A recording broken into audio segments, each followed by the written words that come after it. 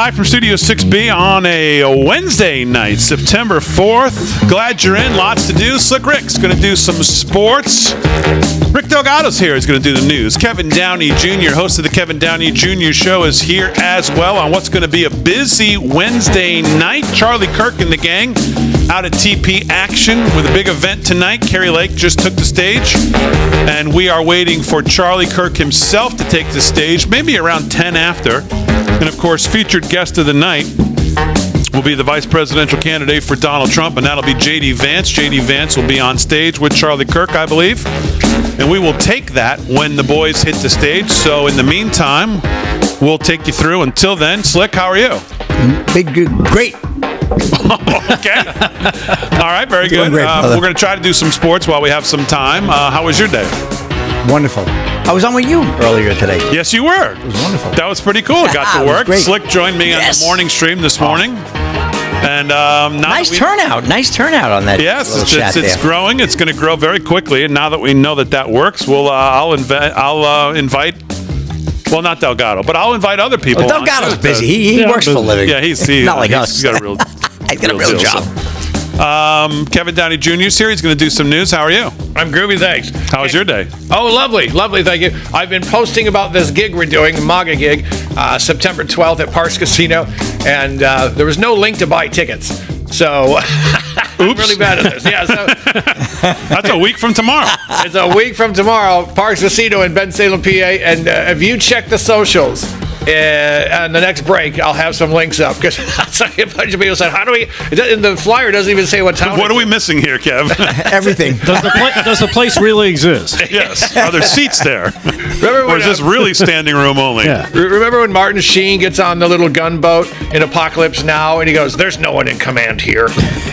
When the guys are all taking drugs and shooting stuff, that's my career. There's no one in command. No one's in charge. That's all of our careers. Trust me. All right, very good. Well, I was doing my morning stream, and we had some fun this morning. We were going to listen to you, Kev, right at 10 o'clock. Yeah. But then Slick called in, and then Slick came on, and then we never got to it. But we were going to, because we were doing a segment on Alexa. Oh. Because I have an Alexa in my studio at home.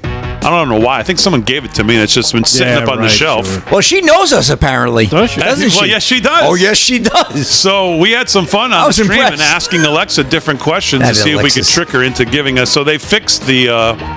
Well, they got caught. The glitch. The glitch. They got caught. Because it's always just a glitch. Yes. So we're amazed on how that happens. It's just a glitch. So it was an error. Right. So the audience threw me a bunch of things to ask her, and one of them was something about Studio 6B, and boy, she went on a rant, did she, Slick? I said, how about 6B going on the road? Ask her that. And then what did she say? Well, she just gave us a whole big description of the show and who's on the show and what we do. Yeah. Really? Yeah. Damon Robertson. I don't know where she Rick Delgado and ripped it off Slick the website Rick or something. Yeah. That's freaking that was creepy. Pretty, she knew you, too. Yeah. She knew Slick Rick Amorati. Watch out for the Slick Rick Amorati. Got a whole new name. Watch out for the UFOs over Delgado's head. It said something. So. Well, she didn't go. Delgado, how are you? I'm disturbed now. Why? Now that Alexa knows who the hell I am, Now. I'm not very happy. Alexa knows who you are, yes. And that's She not knows a who good you thing. are. How was your day? My day was okay. I finally decided to start plugging away on the latest edition of What Even Is That for Friday, and I think you'll enjoy. Oh, that's enough. Wow. I got a lot of emails asking about Well, this. you know what? Good to know. It's the end of this. It was the end of the summer. It was August. People were taking off. I took two. That stuff. You know, I was Damon, away you got for so a many weekend. excuses, Damon. Yeah. Listen to this now. Yeah, exactly. So, I was deciding what story I should jump into, and I dove right in, and I hope it'll be something you'll find enjoyable. I don't know what you're doing. I'm playing the violin for you. Oh, really? Is that what that looks like? Playing the violin for you. Sure? Yeah, it's a small little violin. Yes. Nobody cares. Yeah, small. All right, well, so you can't give us a hint yet. No, You said, no. But you think I'm going to like it. I think everyone will like it. Okay, very I don't good. care if you like it, but I care. No, that's his favorite new segment. What do you That's not true. You do care. Don't lie to the people. He does. Don't lie. Don't lie to the people. Maybe I'll throw you a bone. I'll include you in it. Well, that would be a shocker for me to be included in a What Even Is That? Yeah. That's a boner, right? It's almost like if someone's not taking shots at me in there, it's not even a What Even Is That. Doesn't even count. Maybe I'll do it at the end or something. Okay. Yeah, what a good idea. Just throw it in. What a good idea. Yeah. So, Well, what's caught everybody? Well, we're waiting for Charlie Kirk. Charlie Kirk's going to take the stage, and then J.D. Vance is going to join him. So when that happens, we're going to go live to that. But in the meantime, we could do a little sports and news and try to get some things in here because we don't know how long J.D. Vance and Charlie Kirk are going to speak. So what caught your attention today in the news, Delgado? Anything? Aside from the Washington Commanders VP of publicity getting completely outed. I don't know if you saw that by James O'Keefe. No, I spent most of my day looking at what was going on in this school shooting down in Georgia today. Man, which oh, is man. terrible. So I grabbed a couple clips of that just so in case Slick wanted to see it as well. But also, it's the Georgia school shooting. I mean, 14-year-old in custody. Terrible. 4 people dead. 14-year-old. Yeah.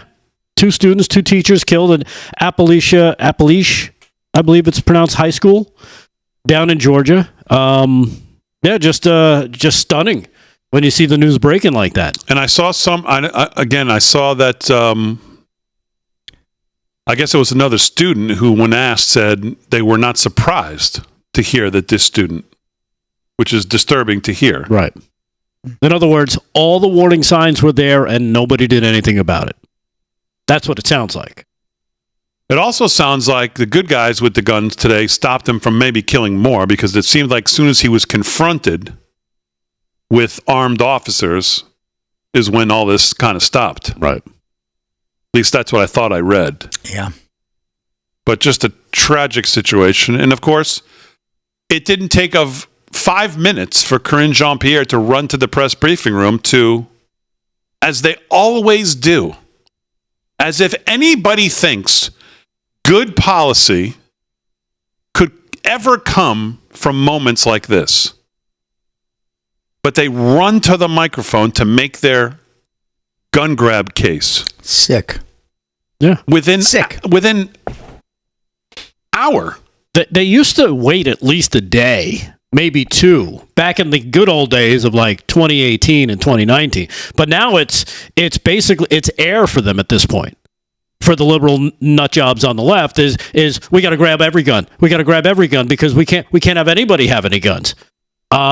Instead of looking at the problem, which is, as you said, nobody's surprised this kid did what he did. It wasn't a matter of if, it was a matter of when. Yeah, it seems that way. So, yeah, just terrible. Anything else in the news that caught your attention today? Yeah. I'll tell you what caught my attention is I think Kamala Harris and her team are realizing that this fall to earth that her rise was really before the convention. Mm-hmm. And they're getting a little more nervous on a lot of things. Spending time in New Hampshire. Tim Walz had 3 events in Pennsylvania today. Russia is making a comeback now. And that all signals to me that there's more worry going on in their camp than they would have you believe. Oh yeah, way more worry. Like way more worry. When I saw that it was in the state of New Hampshire that they were doing all this stuff, I was like, that's a kind of a weird place to spend your time. Shouldn't you be in the battleground states, like the ones that you're trying to win? Or are you just going, oh my goodness, those are lost, I better try and shore up something else? It's just an odd place. And I'm not saying anything bad about New Hampshire other than, it's kind of far up there. But it doesn't offer, there's not 20 electoral votes on offer there. It's 3, right? 3. Yeah. You need 3 that bad? You need 20 a whole lot more than you need 3. Last time I checked Joe Biden math, even 20 is more than 3. Here is the political guy on CNN. I forget his name. Well, it doesn't matter. Who cares? I say they're bringing Brian Stetler back, so I mean. Oh yeah. But here's CNN talking exactly about this and seemingly starting to understand that Trump may be in a lot better position than some people think. If you look at the white voters without college degrees, this is a Trump-based constituency, obviously. You see his huge numbers with this group. You see that this is a trouble sign for Harris. She also, in a place like Georgia, is not doing well with white college-educated voters. She probably wants to make up some ground with white college-educated voters across these battlegrounds as well, Kate. An important gut check for both campaigns and on multiple levels in multiple states is what's coming out here. It's great to see you, David. Mm-hmm. Yeah. David Shell, that's who that is. Yeah, he's shilling, right? I feel the same thing you do. They're in panic mode. That's why they're bringing the Russia nonsense back. I think to say, well, we can't really certify this election. The Russians are all over it. We're going to have to. Or just say, hey, man, the Russians got the machines. We can't hold an election. So to save democracy, we're going to skip election day.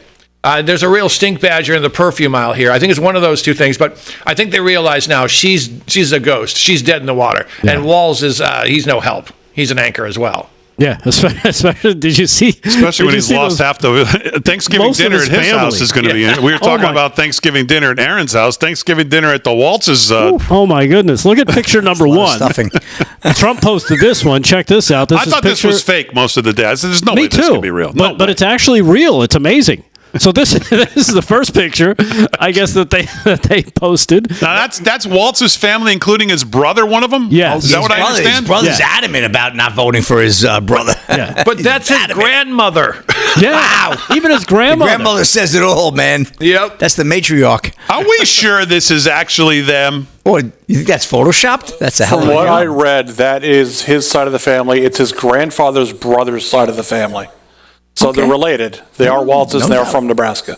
And then there's this picture that Donald Trump actually took. Rough, man. That's family, but it's that is rough. And they got T-shirts. Look at the next picture is even more. It's with Trump and members of Waltz's family, and look at their shirts. God, Walz is for Trump.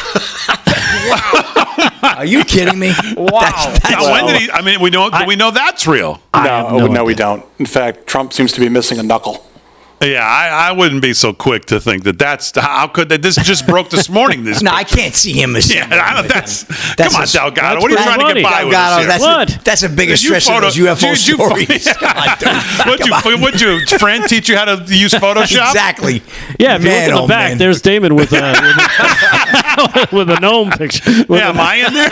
Am I in there with Slick? Absolutely. In the back there? I see us in the left corner. I mean, Trump doesn't even left out. This is like the Sgt. Pepper album of the Waltz family. Right. Yeah. That's really stretching. All right, that may not be real. Delgado's trying to get cute with us. But it is pretty freaking funny. I'll give you the shirts. Come on, we're not a fake news organization here. That's got to be the ultimate troll to Tim Waltz. Oh, I mean, I honestly, I said, there's no way this is right. There's no way this is true. I thought that most of the day. And then every place I went, somebody was talking about it. Like I saw Kash Patel talking about it. Really? That's when I said, holy cow, is this story actually real? Yeah. And it seems like it is. All right, Charlie Kirk and the gang.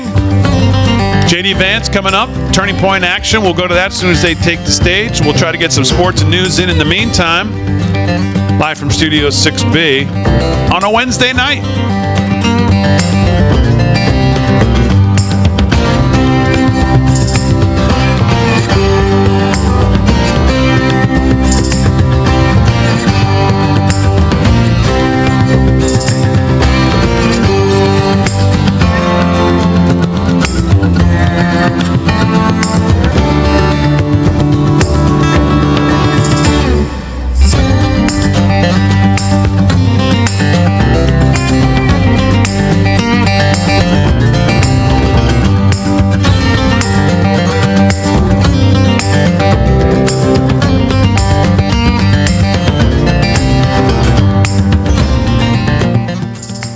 I saw two things here. The first one or the second one? Someone on Kick, R.K. Lenecki, says, I live in Nebraska. I believe it's true. And then somebody said, the first photo's real. The one with Trump, you can tell, is AI generated. Yeah, of course. Yeah, but it looks really good. Yeah, fake but hilarious, they said. And then someone said, I work... let me go back, if I can go back. There's so many of them. Someone said, I work with someone who's in the picture? Is that what I saw? Kevin, stand up and show us your shirt, please. Nice. What the hell is that? It's Trump on a tank with a machine gun and an eagle. All I see is like part of the, all I see is part of the eagle and an explosion. Staff Sergeant Arby is wear that shirt again, please wear that shirt again. So that's for you, Staff Sergeant. Bucky's fan, what's going on? YouTube, Facebook, Kick, X, wherever you are. Make sure you hit your like, subscribe to the channel. We appreciate it. Do you want to do a live thing on Monday morning when I'm live? Monday morning? Yeah. What do you want to do? I don't know. What can we do? On the Kevin Downey Jr. show? Kevin Downey Jr. show. Jay Oliver comes on. Hey, it's Jay Oliver here. Hey, Jay Oliver. We got a minority. Are you at the airport? Yeah. Oh, maybe we'll come down. Oh, yeah. You want to come in and be on? Slick, you want to go down and be on the Kevin Downey Jr. show on Monday? Yeah. Oh, man. Delgado is jelly of Kevin Downey's shirt, someone said. I agree. No, I couldn't see from where I was sitting. I wouldn't wear a shirt like that. There's not enough black. Yeah, there's not enough plainness to it. Howdy, Damon. Is your eye better now? My eyes are good, Jeremy, right now. Still got the oil in my right eye. Got to decide whether I want to take that out or not. Drill, baby, drill. And my left eye is right now okay. So, knock on wood, it stays okay.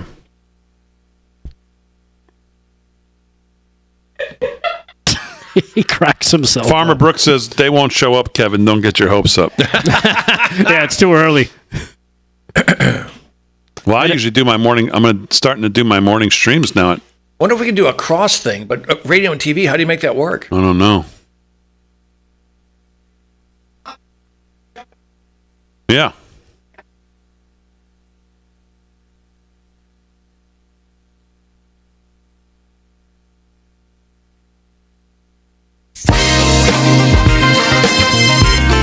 Come on, man. Oh, look. Mike's on. All right, live from Studio 6B, 17 past the hour. We're waiting for Charlie Kirk to take the stage, and then J.D. Vance will join him right after that. So as soon as we can, we'll go to that. But in the meantime, let's do some stuff while we can. We'll do some sports. Sports is brought to you by Mike Lindell, MyPillow. LFS6B is the code to use. If you shop at MyPillow, please use the code. We appreciate when you do. We'll give you a free shirt. If you do, send your receipts into LFS6B@yahoo.com, LFS6B@yahoo.com, showing that you used our code. We'll give you a free shirt of your choice. Slick, what's going on? Well, 8:20 tomorrow night, Big D, the NFL. Let's get it on. Ravens are visiting the Chiefs, Arrowhead Stadium, 8:20 on NBC. We got a first pick tomorrow night, right? Yes, you do. Aaron, you getting ready? Yes. All right, let's go. Come on, we'll get it on tomorrow night, 8:20. We'll have enough time just before the show to just as the show opens, we'll be able to do that, do our picks. Ooh. But let's get to the Major League Baseball scores. Major League winding it down. Before you know it, it'll be a wild card, playoffs, and World Series be here before you know it. White Sox right now bombing the Orioles 6-1. That would be the bottom of the sixth. End of the fourth. Cincinnati Reds, my Cincinnati Reds, Big D, or 10-1 over the Astros. Astros are going to the playoffs. Reds, well, they're going to go take it easy after the month or so. Marlins 1-0 over the Nationals. That's top of the seventh. Bottom of the fifth. Rays over the Twins 8-0. The Mets 4-3 over the Red Sox. End of four. Braves 4-2 over the Rockies. Bottom third. Top third. No score. Guardians and Royals. Cubs 4-0 over the Pirates. Cubs are fighting for a wild card spot. That's at the end of two. We have the Cardinals blanking the Brewers 2-0. Top of the third. Brewers are looking good though. They're first place. Yankees and Rangers no score mid-first. Yankees also looking good for the playoffs. Phillies and Blue Jays right now. Earlier today, Phillies 4-2 over the Blue Jays up in Toronto. Dodgers and Angels, Tigers, Padres, Mariners, Athletics, Diamondbacks, Giants, all getting underway between 9:38 and 9:45 first pitch. So we will definitely give you a little update at the end of my sports segment tonight. And earlier today, Jessica Pegula, she is right now U.S. Open women's quarterfinal. Arthur Ashe Stadium. She is leading Iga Swiatek. This will be the number 6 leading the world number 1. She beat her in the first set 6-2 and right now tied at 2 in the second set. That would be Jessica Pegula. Her parents own a little team called the Buffalo Bills in the NFL. Not too bad. Like to see her win that one. It'd be a big upset. And earlier today, Muchova over Haddad Maya in the women's semifinal. 6-1, 6-4. U.S. Open men's. Let's get to that right now. De Minaur fell earlier earlier today to Draper, 6'3", 7'5", 6'2", and Yannick Sinner and Daniil Medvedev taking the court 8:40. That'd be world number 1 versus world number 5. Great matchup tonight. One of the best you're going to see in the entire U.S. Open. So I will give you an update on that a little bit later. That should, like I said, pop off in about 20 minutes or so. They will obviously get their first set going. One quick story. I like this story too. I love these stories with Donald Trump. Donald Trump thanks Brittany Mahomes for strongly defending him. This would be Warner Todd Houston of Breitbart. The woke mob went after Brittany Mahomes, wife of Kansas City Chiefs star quarterback Patrick Mahomes, for a social media post supporting Donald Trump. Now the GOP nominee is thanking the NFL player's wife for sticking to her guns despite the criticism. I want to thank beautiful Brittany Mahomes for so strongly defending me, and the fact that MAGA is the greatest and most powerful political movement in the history of our now failing country, Trump wrote on Truth Social today. With crime and illegal immigration totally out of control, inflation ravaging all Americans, and a world that is laughing at the stupidity of our hapless leaders, it's nice to see someone who loves our country and wants to save it from doom, the GOP nominee added. He concluded by saying, "What a great couple. See you both at the Super Bowl." Well, he's already predicting the Chiefs are going to be in the Super Bowl. It's pretty, well, we'll see what happens. Trump was reacting to the controversy swirling around the world NFL social media activity in August. Late in August, Mahomes was attacked for liking some of Donald Trump's posts, including one that called to seal the border and to keep transgender women from playing in sports. After that, Mahomes reacted with the haters who criticized her for appearing to like pro-Trump social media posts and accused them of having deep-rooted issues. If they are adults who are still acting like high schoolers, there's no reason your brain is fully developed and you hate to see others doing well, she scoffed. So she's really sticking her neck out there, so to speak. Despite the backlash, she later tripled down on her support for Trump in the face of criticism. Mahomes was seen liking a post that had the message Trump Vance 2024 in it, along with several other Trump-related posts. So with all the wing-ding, Taylor Swift stuff that's going on with their tight end, Travis Kelce, and let's face it, the Chiefs are definitely a lightning rod, Big Dig. They were the two-time defending Super Bowl champion, looking to be the first team in NFL history to go for their third title. You have Mahomes at quarterback, whose wife is supporting Trump, and then you got Taylor Swift, whose boyfriend is Kelce, and, well, we don't really know where she stands. I don't think she really is taking a position, but we kind of know how she rolls. She's very lib, right? Yeah. But very interesting. So we'll see. I like the whole story. But come on, good for Brittany Mahomes and for Donald Trump recognizing her. They open up tomorrow night against the Baltimore Ravens. I think I'm going to have to pick the Chiefs. I'm going to root for the Chiefs until they get to the Super Bowl and they play the Cowboys. Then that's all. That's a roll. You don't have to worry about that happening. If the Cowboys ever get to the Super Bowl, this show will be over if the Cowboys ever get in the Super Bowl. If that's they ever a good one. That's I a hope good I one live there, to see Slick. that. So I guess we'll be here for a long time. No, God, you're already here for a long This time. is Jerry Jones, Slick. I'm going to be at the strip club, not the Super Bowl. Come on now. Big D, I'm marching the polls. You know me. That's a wrap in sports. Back to you there, All right, sir. Slick Sports is brought to you by Mike Lindell, MyPillow. LFS6P is the code. Let's do some news, and here with that is Rick Delgado. What's going on, Delgado? All right. Well, kind of a sports-related news story here, Slick, for you. I don't know if you heard about this. NFL Commanders VP of Content labels Black Commanders players homophobic and NFL players dumb as hell. An undercover date with one of James O'Keefe's journalists, Rael Antine, the VP of Content for NFL's Washington Commanders, got busted, and busted hard, as he's caught on tape right here. This first cut number 2, here he is talking about the players, basically bashing the players. Take a look and listen for yourself.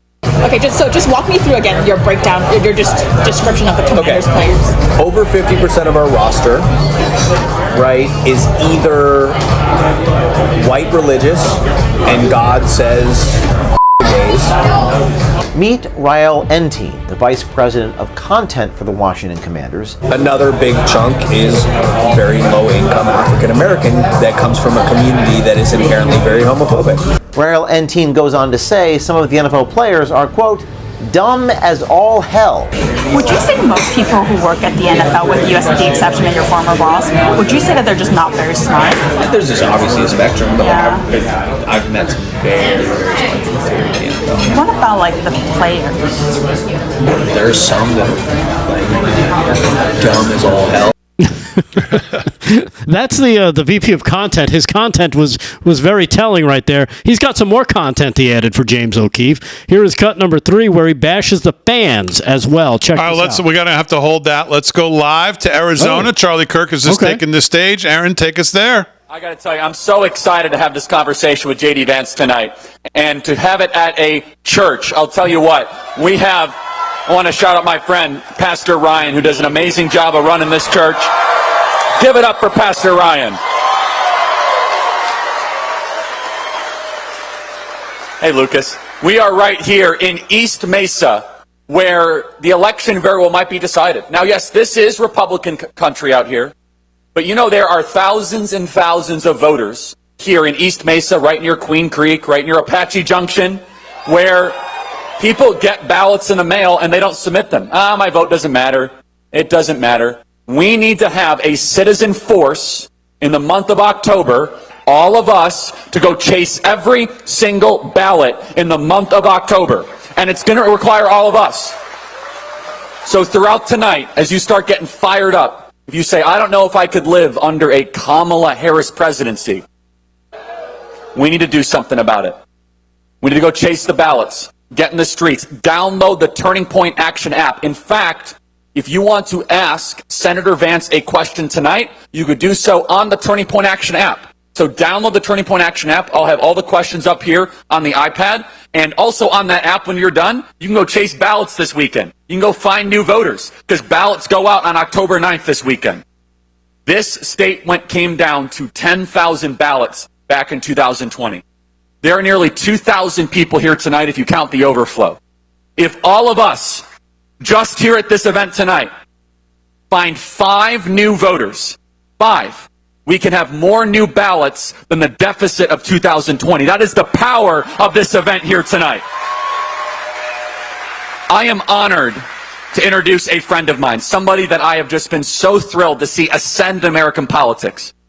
His story is uniquely American. Growing up in poverty, difficult circumstances, serving his country honorably and heroically in the United States Marine Corps, building an amazing business, defying all the odds, becoming a U.S. Senator from the great state of Ohio, being an America First champion in Congress, and somebody who I know will bring this vision of a restoration of this country to Washington, D.C. to be a fighter for us all, and will be a loyal and courageous and bold partner with Donald Trump to make America great again. Join me in welcoming the next Vice President of the United States. JD, welcome to Arizona. It's good to be here, man. Hello, Arizona. How we doing?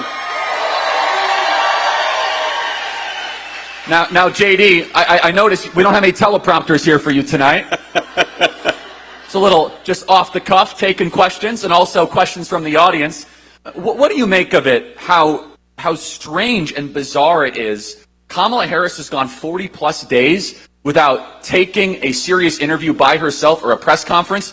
By the way, how great is J.D. Vance with these press conferences? Does he not do a great job? What do you make of that? You know, look, I mean, she's terrified of the media because she's terrified of the American people, because she knows that if she speaks off the cuff, she's going to let them know just how completely radical she is. I mean, look, Kamala Harris, her entire campaign, think about this, she's trying to run away from every position that she had 3.5 years ago. She said she wanted to defund the police. And by the way, we should be thinking about and praying about those 2 Phoenix police officers who just got shot yesterday. God bless them and thank them for their service.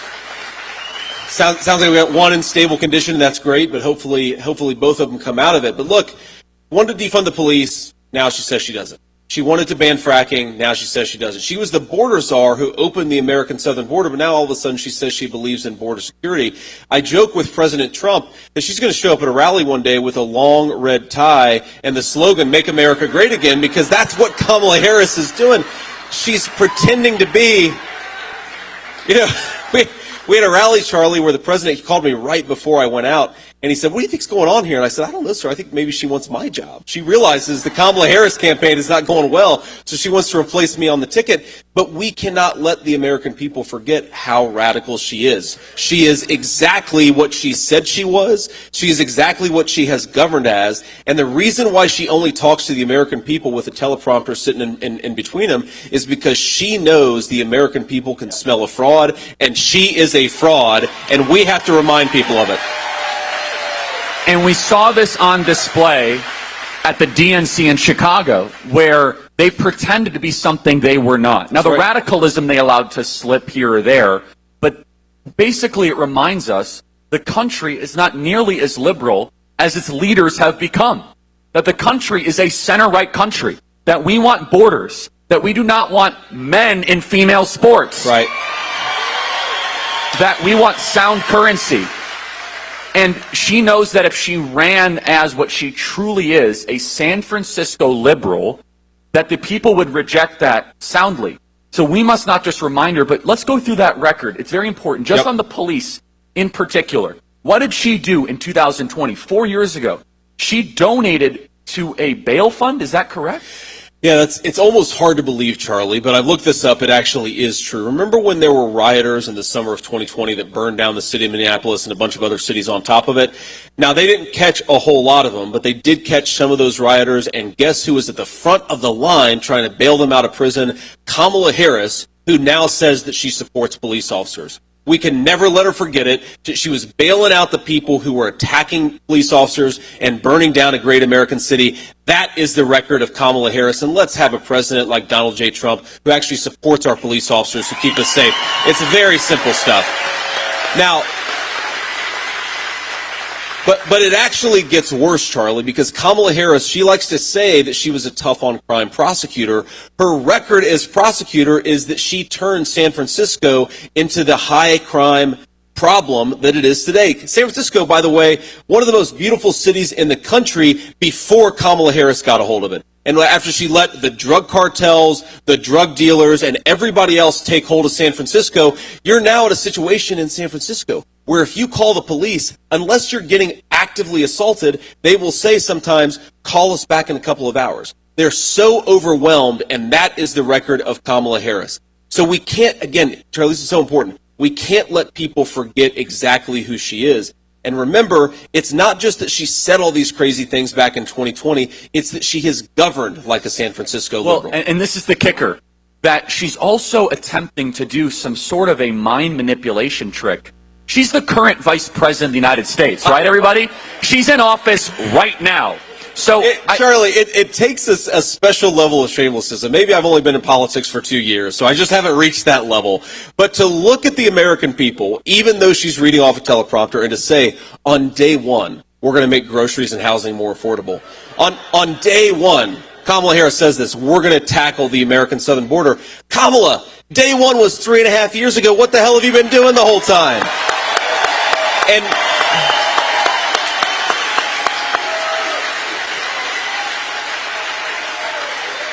And you'll have to forgive me.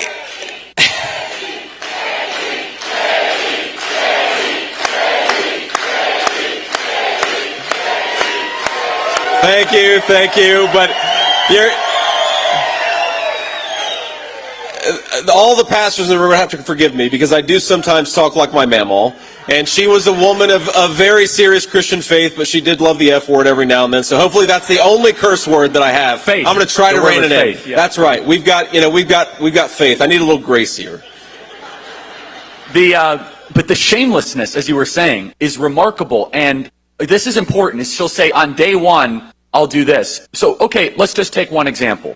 If she was serious about securing the border, which for those of us that live here in this state, we are being invaded on a daily basis. We are being invaded.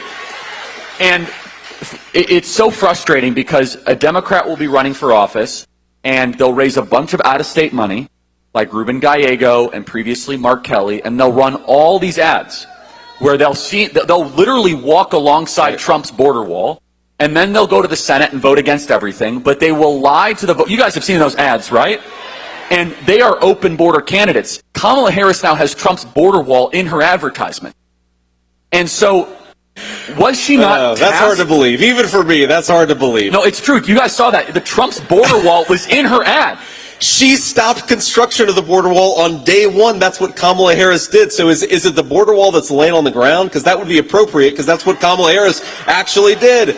But it's also, my friends, you go through the list of policies. Some of this stuff is really hard. Public policy sometimes is really tough. Border security is actually not that hard. Okay? It's simple. One, empower the Border Patrol to stop the bad guys when they try to come across, right? That's number one. Number two, deport people who come into this country illegally. That's number two. And number three is don't let people claim asylum and then bounce around in our country for 12 years awaiting a court date. Make them stay in Mexico if they want to claim asylum. That's the Remain in Mexico policy that works so well. And the contrast between President Trump, who did all of these things, he implemented the Remain in Mexico policy. He actually came up with it. He did actually deport people. He didn't let people take advantage of our asylum process. Kamala Harris on day one promised she was going to undo all of that stuff, and that's exactly what she did. And we have the border catastrophe now because of that. And Charlie, we have to remember here the incredible human toll of this stuff, because we have American citizens right now who are dying of fentanyl overdoses that the Mexican drug cartels are bringing into our communities. We have thousands, this is hard to believe, we have thousands of missing children because Kamala Harris has let the cartels sex traffic minors in our own country. And you know my story, Charlie, but I was raised by a woman who struggled with addiction for a big chunk of my early life. That's one of the reasons why my grandmother played such a big role for me.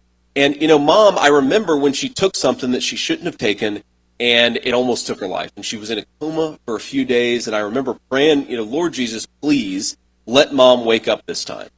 And because she didn't take fentanyl, she did get that second chance, and she's been clean and sober, by the way, for almost 10 years. And God bless her, and I'm so thrilled for that.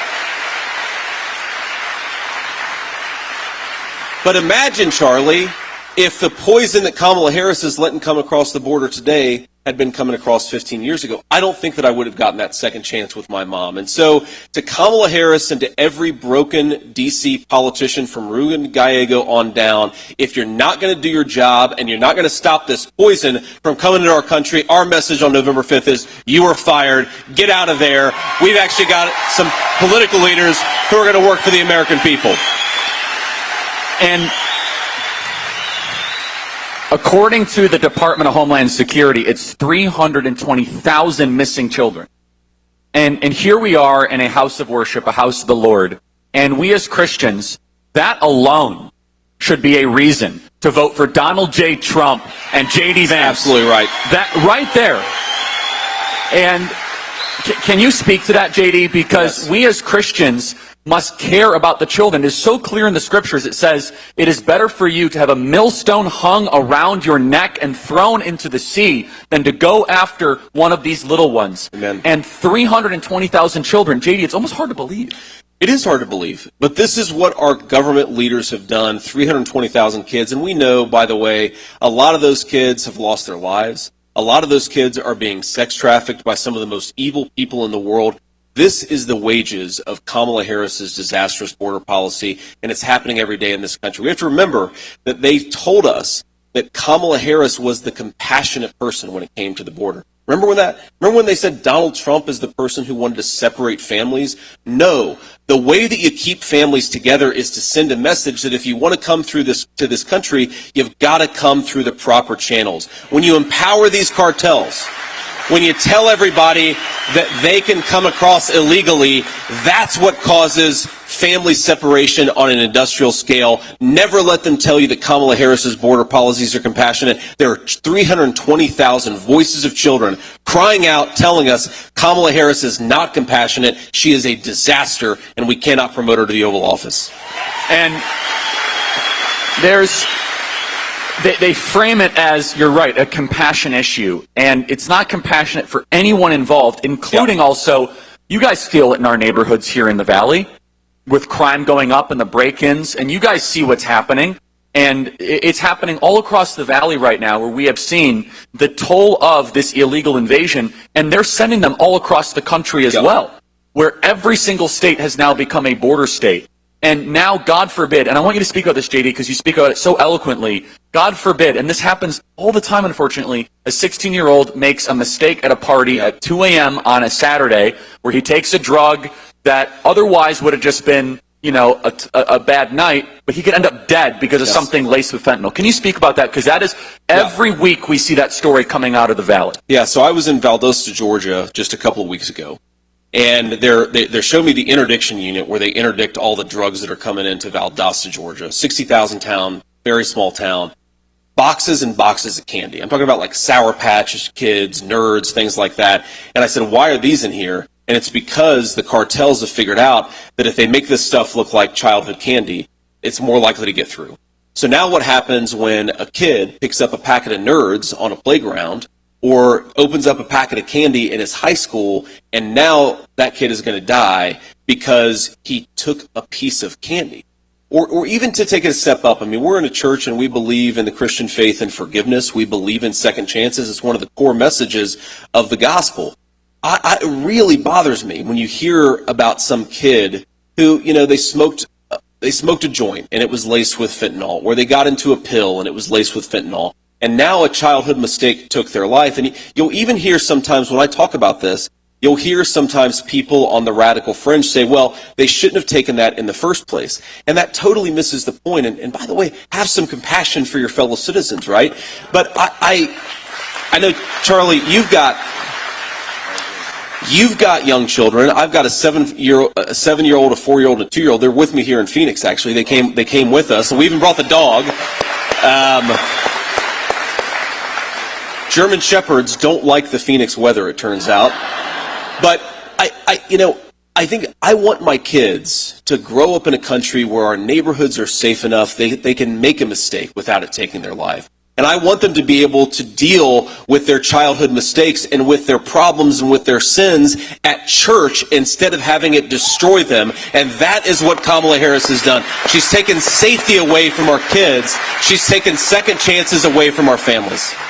And from a policy perspective, this is a decision. This is not happening to us. This is a very important thing. That's right. Is that the Democrats and Kamala Harris, they frame the border issue as if it's this uncontrolled thing happening and that we have to just kind of manage it, as if it's like a natural disaster. Let's be clear. We are allowing it to happen. What is happening is an act of the will. Can you speak about that, JD? Yeah, man, it's an unnatural disaster, and her name is Kamala Harris, right? That's exactly what's going on here, is we've got leadership that refuses to do its job. I mean, we have to remember, they came in bragging about the fact that they were going to undo every single one of Donald Trump's border policies. Remember that? Remember 3.5 years ago when Kamala Harris didn't pretend to be a border hawk? She pretended to be what she is, an open borders radical, and they said, we're going to do this on day one. We're going to suspend deportations. We're going to end the Remain in Mexico policy. They did every single thing that they promised that they were going to do, and now they're trying to run from the consequences. And the way that they get away with this is so important, Charlie. The way that Kamala Harris gets away with this massive, dishonest operation is for us to not get out and vote and penalize these people. When our politicians lie to us, we have a response and we have an ability to push back. It's at the ballot box. So get out there, tell Kamala Harris you are fired, and we're not going to reward people who gaslight us and lie to us about what they've done in office. And this state is one of the most consequential and one of the most crucial, which is why you're here. Huge. Especially this part of the Valley. And just to reiterate what I said earlier, every single one of you going out with Turning Point Action and to chase ballots and to register voters, JD, we're seeing in this state, one of the buried leads is that this state is actually becoming more Republican, not more Democrat. In 2020,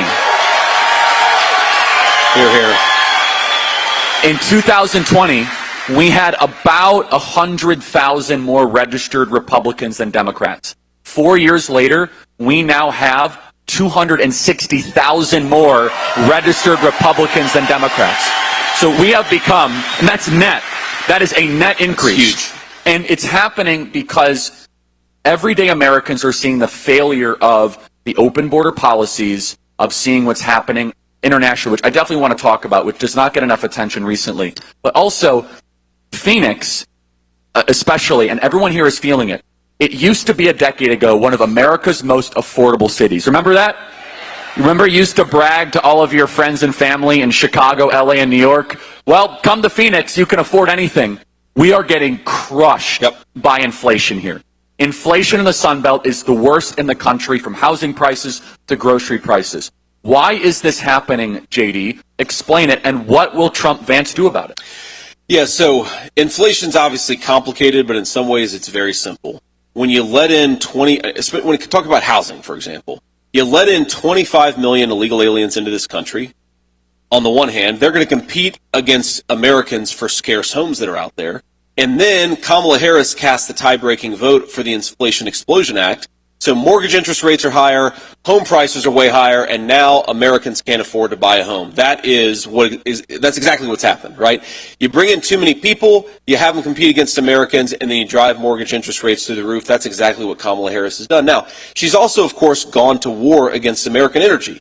And energy goes into everything, right? You want to manufacture anything, you need energy. Our farmers want to transport food to the grocery store, they got to do it on trucks. The trucks require energy. So when you raise the cost of energy, then you raise the cost of everything else. Kamala Harris would rather us buy oil and gas from tin-pot dictators all over the world. I think we ought to buy energy from American workers and from American territory, and that'll create a...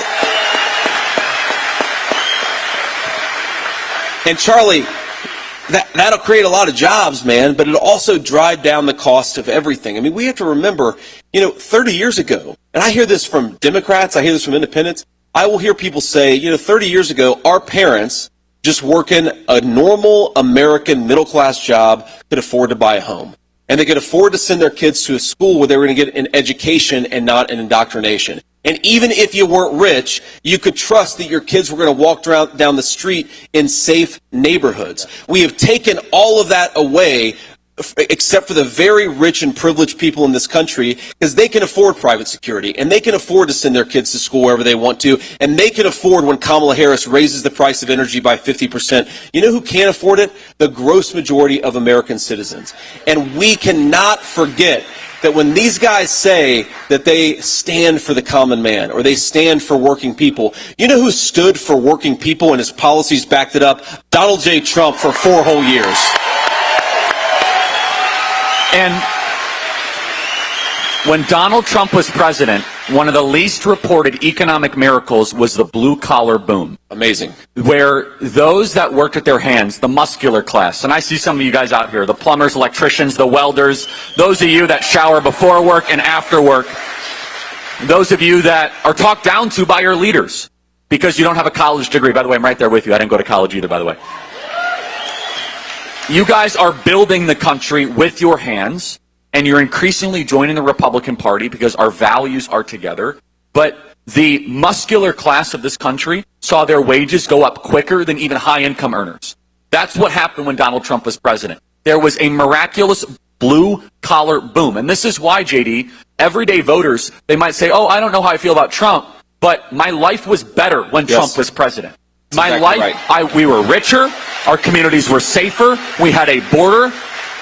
That alone should decide the election. Can you talk about how blue-collar America, the communities that you represent in Ohio, especially, because that is really the blue-collar center of this country, they were flourishing under Donald Trump? Yes, they were. And I think it's useful to go back a little bit because we have to remember, and I hate to say it was bipartisan, Charlie.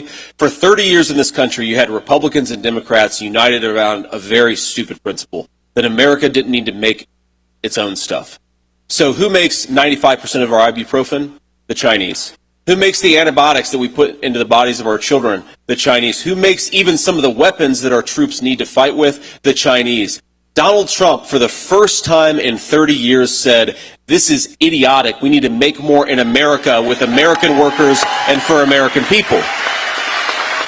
Now, that was a national security imperative, right? Building thousands of American factories, that happened under Donald Trump. Like you say, take-home pay, especially for blue-collar workers, skyrocketed under Donald Trump's administration. So it was a national security imperative, but it also meant that a lot of people were better off. And I just want something very simple, and I know Donald Trump wants something very simple. If you work hard and play by the rules, you ought to be able to afford a home and a nice life for your family. It's very simple. This is not like crazy, you got to save the world and fix every problem. We just want Americans to be able to live a decent life in the country their parents and grandparents built. It's not so much to ask. We just got to fire our broken leadership and get somebody who knows what they're doing back in the White House. Amen. Let's emphasize one of those points. We have a serious housing shortage. You mentioned the illegal issue here of we're competing against foreigners for homes. By the way, what a violation of the social contract that your 25-year-old son, who's an American citizen, gets married, wants to have a beautiful family in Gilbert, and has to go compete against a foreigner for a home? We should not put up with that, okay? No, we shouldn't. Our homes should be prioritized for Americans first above foreigners, period. And so, can you speak to that, JD? Absolutely. Look, Charlie, you put it so well. This is disgraceful. Kamala Harris's entire policy is to import millions and millions of people into this country who violate our laws and then give them benefits that should go to American citizens. We could go down the line. She wants to give them homes that ought by rights to go to American citizens. She wants to give them Medicare. She said this. She wants to give illegal aliens Medicare, which would bankrupt that program and throw millions of American citizens into poverty. She wants to give them Social Security after American citizens paid into it for 30, 40 years. Kamala Harris wants to give the American dream to people who shouldn't even be here. Donald J. Trump wants to protect the American dream for people who ought to be here, who deserve to be here, and who have fought for this country their whole lives. Which is a perfect segue to her running mate. Are you guys big Tim Walz fans here? Neither am I. By the way, I know what you're thinking. Are you not excited to see J.D. Vance debate Tim Walz? Is that not going to be one of the best things ever?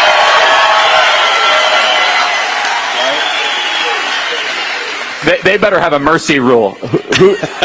Who's moderating that debate? Nora O'Donnell from CBS, and I think what actually might happen based on his military service is he's going to bail out at the last minute, but say he went anyway. I think that's the Tim Walz approach to the debate.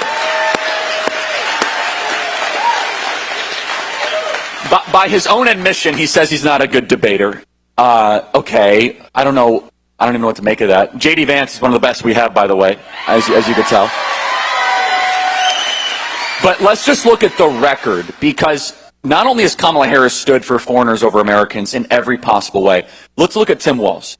Tim Walz, taxpayer-funded tuition for illegals in Minnesota. Correct me if I get any of this wrong. That's right. The driver's licenses. Driver's licenses for illegals. And also, I know there are other policies as well that were accommodating foreigners in the state of Minnesota. On top of that, there's so much there that needs to be explained, yet he does not take questions.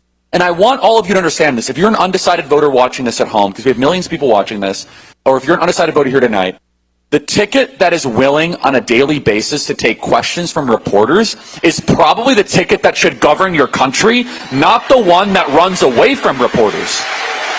And if I may editorialize just a little bit more, why are reporters and journalists continually providing cover for the side that won't talk to them? It's very bizarre. It's like, at some point, when will these reporters say, I'm not going to carry your water anymore because you won't even allow me to ask a question? By the way, how pathetic was that CNN interview with Kamala Harris and Tim Walz? The whole thing was very weird. So Tim Walz, with George Floyd, allowed Minneapolis to burn, and did not call in the National Guard within 24 hours. Talk about Tim Walz, without a doubt, the most radical, out-of-touch vice presidential selection in modern American political history. Yes, so much we could talk about, and I think it's important to reinforce this just drives home how terrible Kamala Harris's judgment is, right? Now, she says she doesn't want to defund the police, even though she supported those policies. Then she goes and picks a VP nominee who allowed rioters to burn Minneapolis to the ground and actually pushed back against Donald Trump. when he said that he wanted to send in the National Guard to save Minneapolis. And thank God, eventually, Donald Trump did exactly that. Finally, Tim Walz relented, but after, of course, $13 billion of damage had been done. This is a guy who, I was asked by John Carl of ABC, he said, you accused Tim Walz of wanting to kidnap people who don't want to consent to gender reassignment for their kids. And I said, well, he signed legislation, he supported legislation that would take children away from their parents if their parents don't want to do sex changes. How would you define that as anything other than kidnapping? And this is a guy, by the way, Charlie, who says that he believes in small government, that he wants the government to stay out of your bedroom. He wants the government to steal your children from you if you don't agree with Tim Walz's values. That is not small government. That's disgusting, and he should be ashamed of himself. Yeah. But look,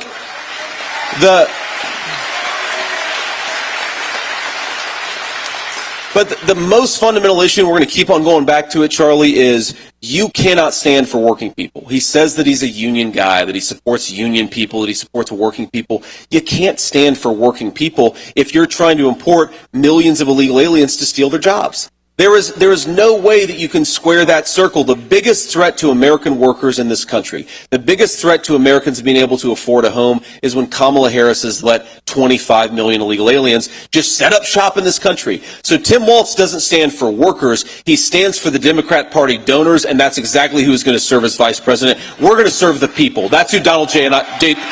Trump and I believe we ought to serve and we ought to fight for.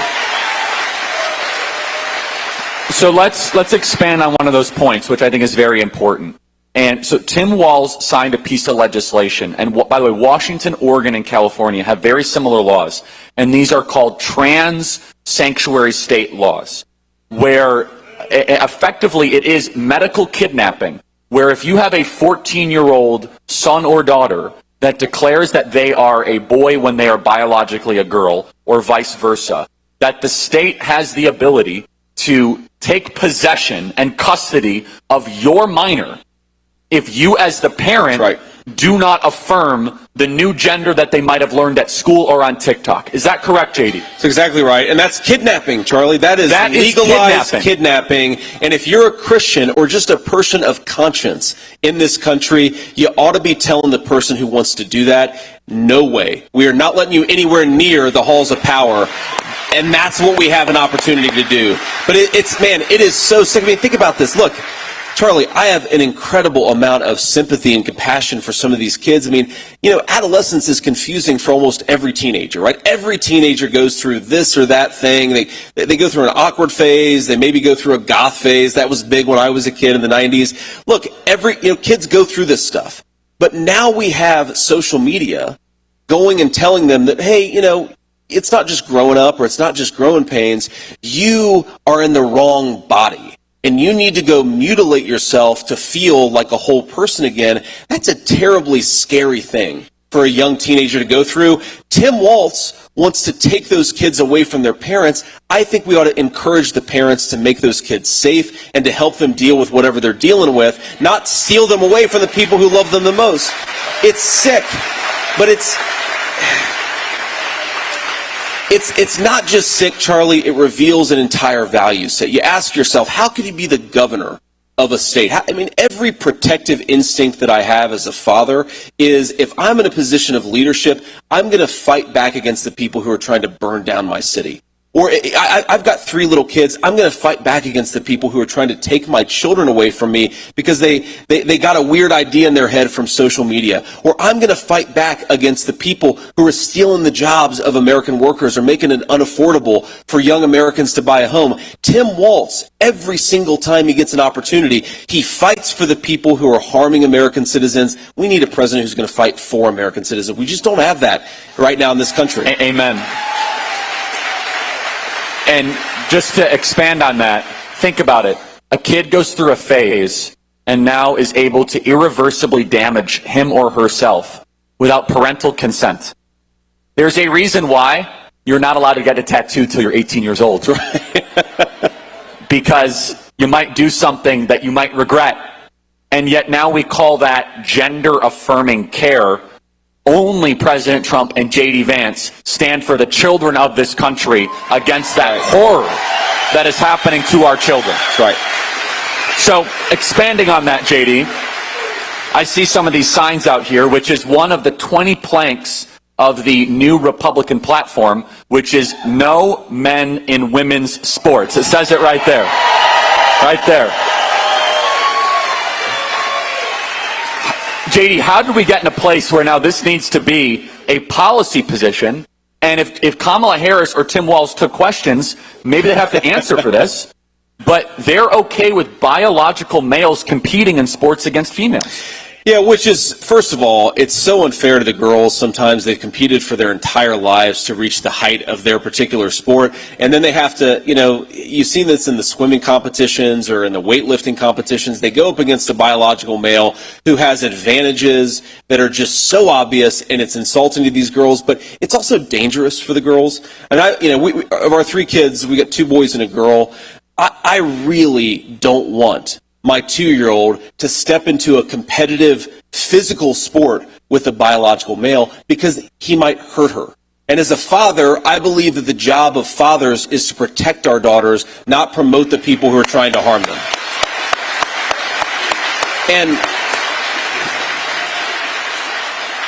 And again, it just drives home how warped this value system is, right? Americans want very common sense things. They want their children to be able to afford to buy a home. They want good schools. They want safe streets. They want a closed border. Why are Kamala Harris and Tim Walz focused on forcing biological males to compete against our girls in sports? It's insane. And it's not just that, Charlie. So this came up in the state of Ohio, and when I first heard it, I didn't believe it. That the Harris administration was threatening local school districts. If they didn't go along with all of the gender and transgender craziness, they were going to take away free and reduced school lunch funding.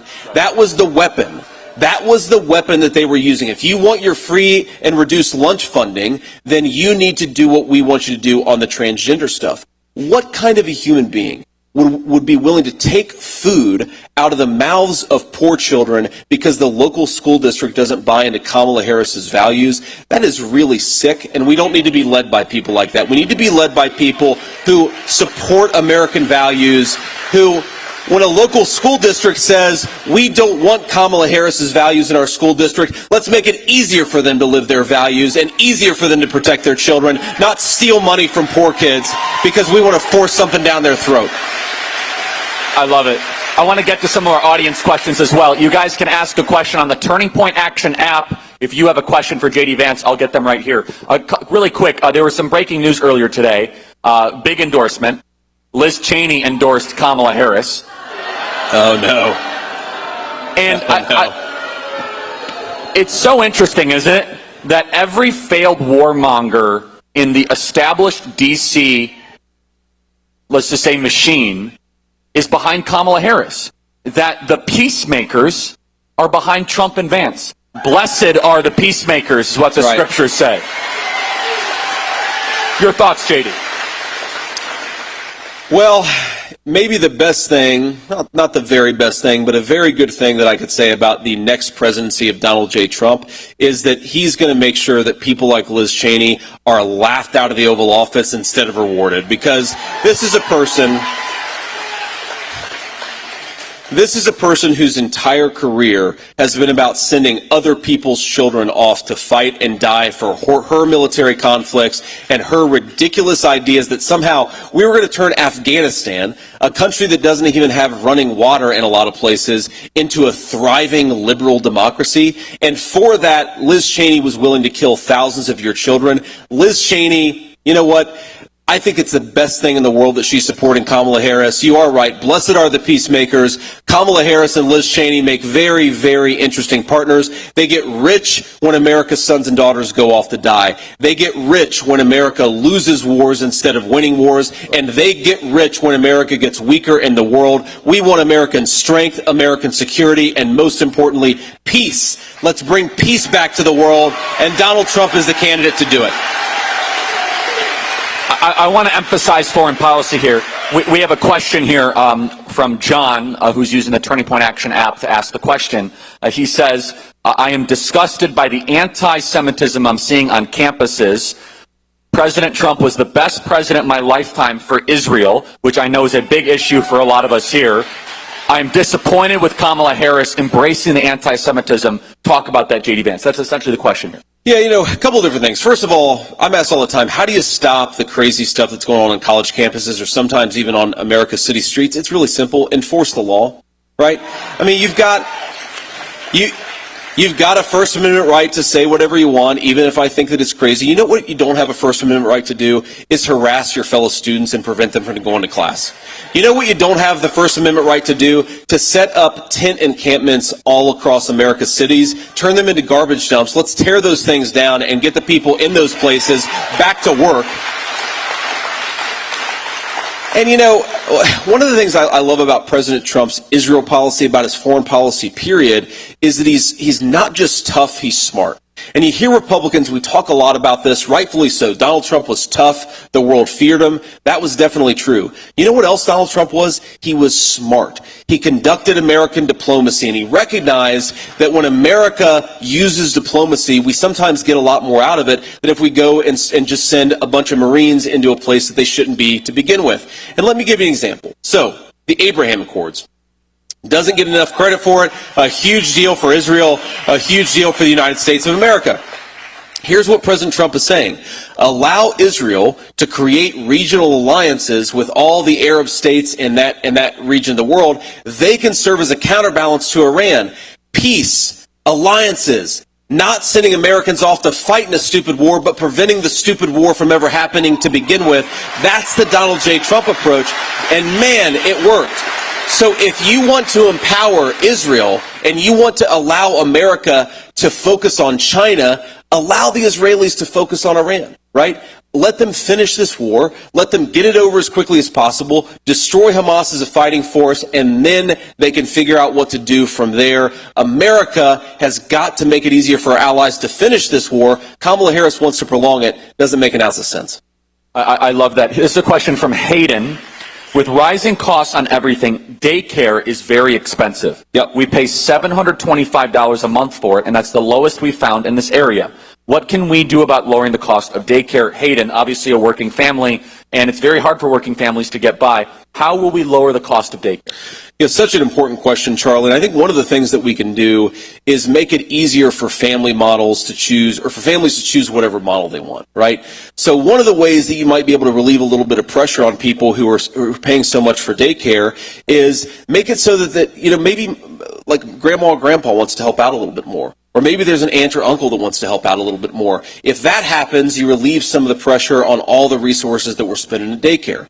Now, you talk about just daycare. Let's say you don't have somebody who can provide that extra set of hands.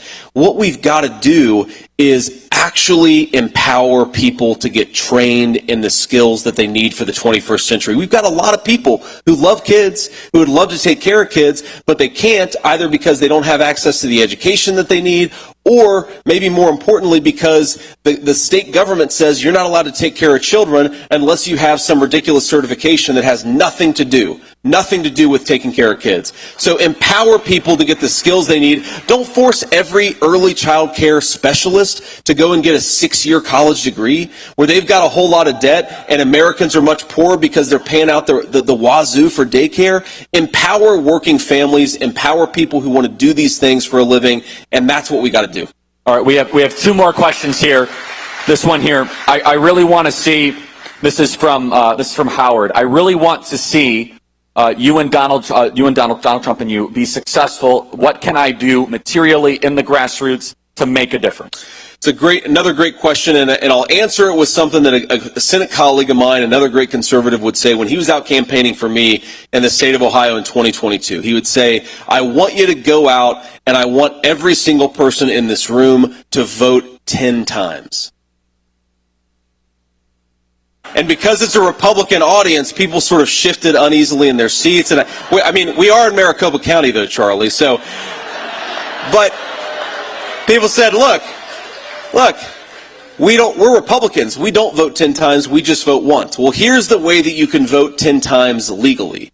You take yourself, 9 of your friends and family, and make sure they get to the polls on or before Election Day. That is the way that Republicans vote 10 times. And you said it. you said it exactly right. If just the people in this room got 5 of their friends to go and cast ballots, that would be the winning margin in 2020. We have the ability to do it, but we can't let our foot off the gas. Every single day, encourage people to go vote. Post on social media. If you see some dishonest crap on social media, correct it. Push back against That's it. exactly We're right. never going to have the media. We're never going to have the elites. We're never going to have the globalists. But we have the power of the people only if we use it.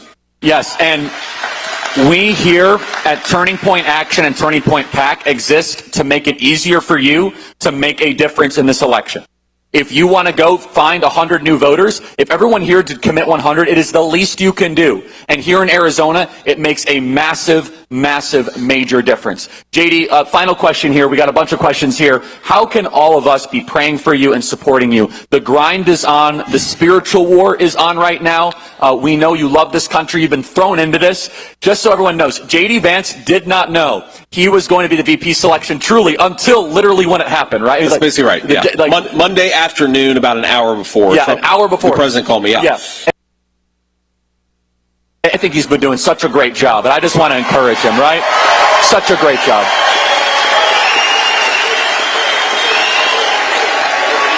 Thank you all.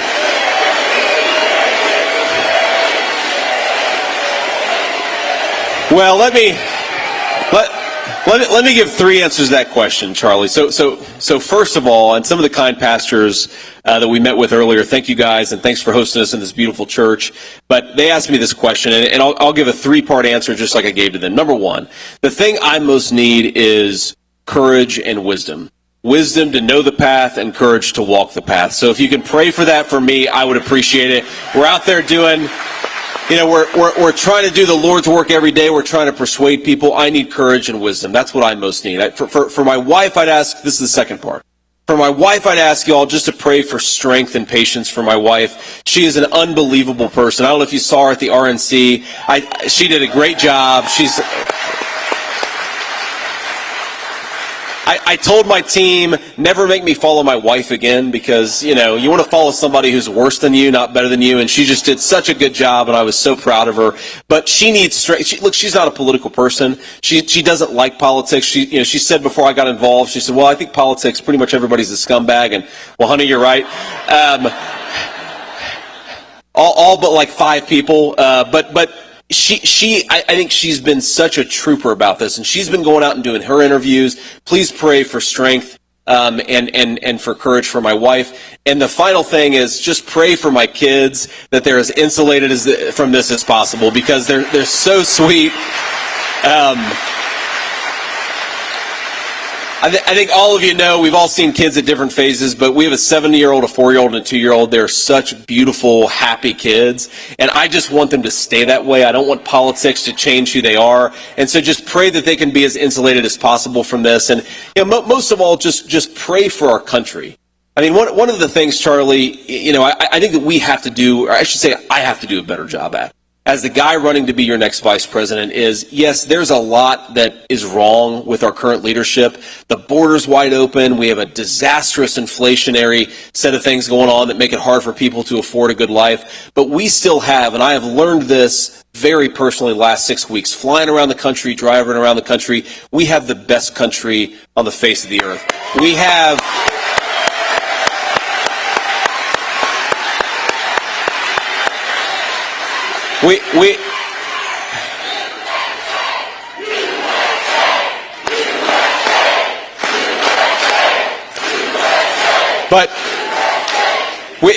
Thank you all. We have the most beautiful country. We have the best natural resources. We have the best workers, the best traditions, the best history. The only thing that we need to fix is the broken leadership, and you all can do that. God bless you all. Thank you for everything you're doing. JD Vance, and please everybody. help us. Thank you so much. Thanks for having me. Charlie, I love you. Quick. Doug Delgado, what'd you think? I thought he was great. I thought he was fine. Delgado he did exactly what he's supposed to do as a vice presidential candidate. Get in there. If you're going to get the softballs, crank him out of the park. He's a Simple good as number that. 2 guy. And we were we his glanced in on President Trump. Yeah. Who's doing a town hall tonight. So we were watching a little bit of that as well, side by side. And Well, they're fired up for President Trump wherever they are. That arena was fired up. Yeah, it was like Aaron Judge, with Hannity, and you had Mike Stanton or Giancarlo Stanton with Charlie Kirk. Yeah. There you go. Kevin Downey Jr. is here as well. He's going to do some news coming up. What did you think of, either one, J.D. Vance or what we saw from President Trump over there? Trump's on fire. He knows how to handle the room. I thought something Rick said, Delgado, he knows his place. He was a good opening act.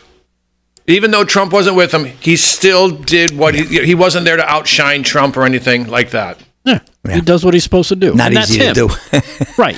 You're not going to outshine Trump. No. You don't try to outshine Trump. way. That's why he's on the ticket, because he's not Trump. He gives those others, those people that might be, well, I'm not sure. Oh, I like this guy. And if Trump then I guess it's okay. It gives those people that are kind of, a little mushy in the middle. Yeah. All right. Well, good stuff. I mean, listen, I was talking to Harry on the highway today about the schedule coming up from now to the election. I mean, J.D. Vance and President Trump are going to really start to rev it up. And there's going to be a lot of events that they're going to be doing. I think they'll be doing probably some together, obviously, as well. So you're going to hear a lot from both of them. And as President Trump was introduced tonight, the question to the audience there was, "Are you better off now than you were 4 years ago?" And that, as I've said for a long time, should be the continuing question that they ask everywhere they go. Every appearance they do, every place they go, every time they get in front of people, that should be the theme, because there's nobody that could answer that question honestly and say yes. There's just not. No matter what side of the aisle you're on, you're lying to yourself if you're saying yes. So we'll see a lot more of that. So good stuff from J.D. Vance and President Trump tonight. That, of course, is going on right now. We'll check out the rest of that once we're done. But let's get back to, you want to do some more news, Delgado? We only got to do a couple stories there before they took the stage. So if you want to do some more news? Yeah, why not? All right, let's do the news. News is brought to you by our friends at 7 Cells. And here with that is Rick Delgado. What's going on? Again, the top news story, Georgia school shooting down in Georgia. Two kids and 2 adults were killed. And from what I understand now, they've actually named this kid, which is odd for a 14-year-old. They put his name out there. And they're charging him as an adult, which, let's face it, you want to play stupid games? You want to think you're a big tough guy? I guess you should be dealing with the ramifications of your actions. Yeah. I mean, too many times I think we see them defer as like, well, it's a child, but the child knows exactly what they're doing, which is why they did it. They just think, well, the rules don't apply to me. So hopefully this will send shivers up the spine of others who might be thinking, oh, well, this could be cool to do. Because there's no rhyme or reason for acts like these. It's just insane. So we'll see what happens as more from that story continues to break out in Georgia. Also, the story I wanted to get to last night, I didn't have a chance to, is House Speaker Mike Johnson is now getting pressure. And he's getting pressure from conservatives as well as President Trump to attach the SAVE Act to the upcoming continuing resolution, according to reports that's coming from John Solomon's Just the News. The SAVE Act is legislation requiring individuals to show proof of American citizenship before casting their vote. It's been pushed by conservatives over the past few months. Democrats, of course, well, they're all against it. They've pushed back against it, saying that illegal immigrants already can't vote in elections. And if that's the case, I ask, well, then what's the big deal if you just put this into policy anyway? It's not going to hurt, right? Johnson will have to get 218 votes for the continuing resolution, and there are Republicans who have already said they're going to vote with the Democrats, and they won't vote for another one. So there you have it. A continuing resolution has to be passed by September 30th, or there will at least be a partial shutdown of the government. And according to this, it looks like the Democrats are all in to shut down the government for something that they say is not even a problem. So there you have that. Well, the question will be, are the Republicans in for a shutdown? Because that's the question we always ask. Where were the Republicans in August, by the way, when they could have come back in session and had the stage all to themselves? Of course, they didn't want to do that. They never want to do that. Right. And so the question is, are the Republicans finally going to put something up and say, here's what we believe in and here's what we're going to stand behind?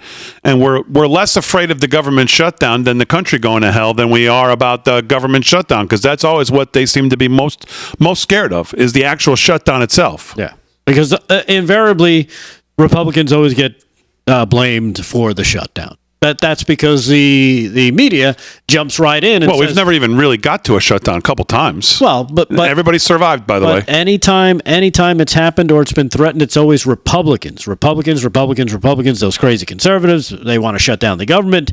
And, of course, the media carries the water and, basically tells everybody what to think. And most people believe it. So, unfortunately, that's where we're stuck with that. One more quick one. I don't know if that's so quick.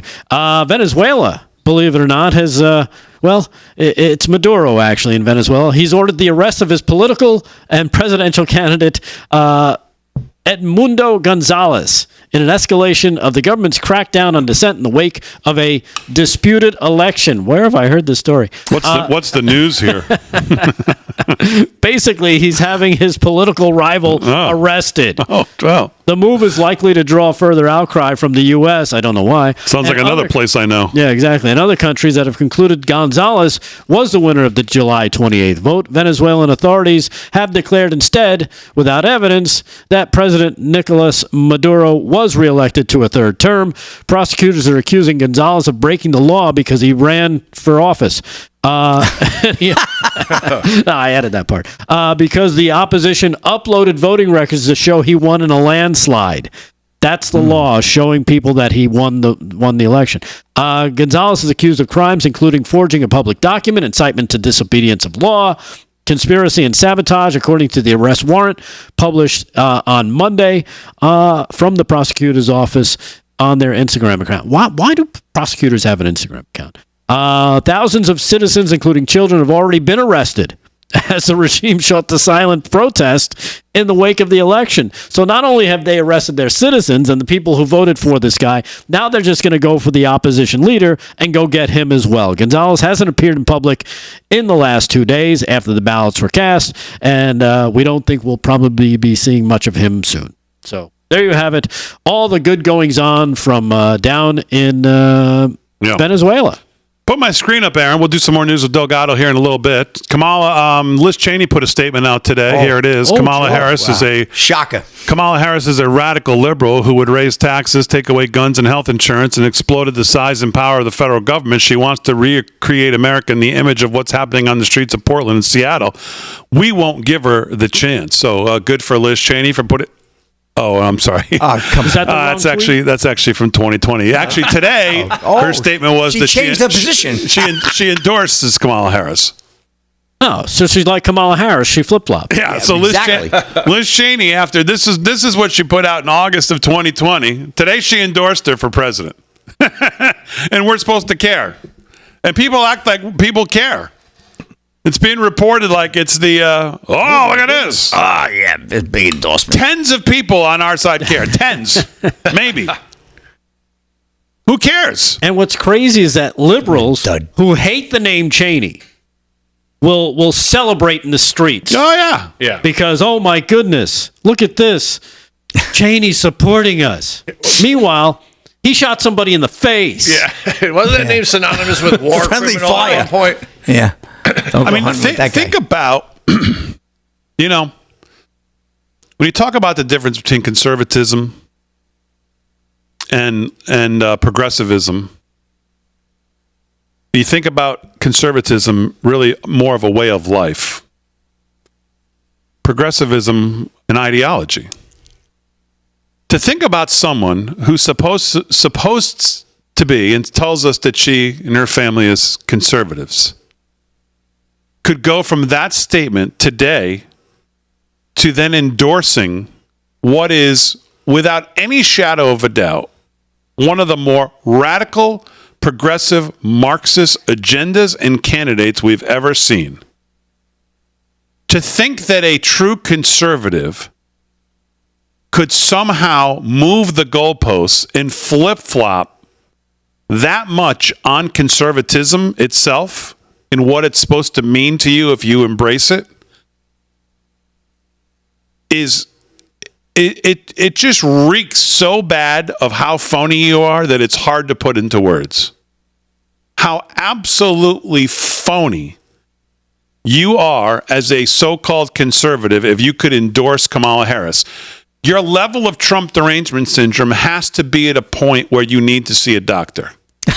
It's either that or it was a really big check.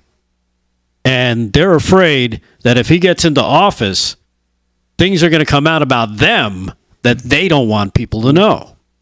Who, the Cheneys? The Cheneys, the Bushes, the Obamas, the Clintons. You know it. All the big names. I mean, what did he talk about yesterday? Hey, let's get that Epstein list out there. I'd be up for that. Yeah. Hey, let's get that Kennedy thing going. Let's reveal that after 60 years. You know what we need? We need a vaccine for Trump derangement syndrome because they'll run and get it. They'll have to because they're so pro-vaccine. I mean, just crazy. And they report on it breathlessly, like she's a nobody. I mean, who cares? Right. All right, Kevin Downey Jr. with the news coming up. Slick with a little more sports. Live from Studio 6B on a Wednesday night.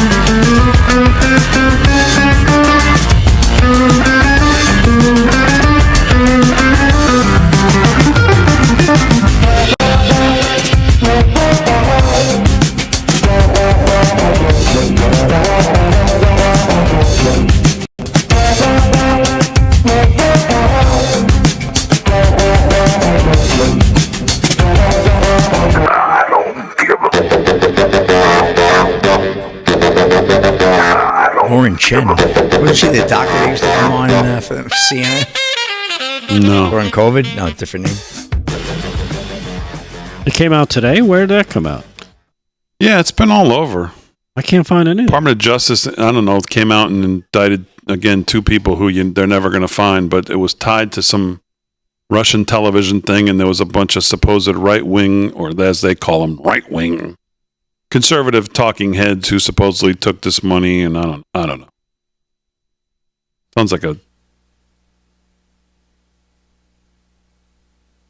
So here it is, breaking. Oh, yeah, I think I saw. According to U.S. Department of Justice, Tenet Media. I don't even know. Maybe I should. I don't even know who Tenet Media is. Whose roster includes Benny Johnson, Tim Pool, Dave Rubin, has allegedly received $10 million from Russian government to publish content as part of a Russian influence operation. Yeah. Well, I don't know if I don't know this story. This thing sounds like an operation in itself. Yeah, exactly. Sure does. I think Poole and Johnson both put out some statements already about this.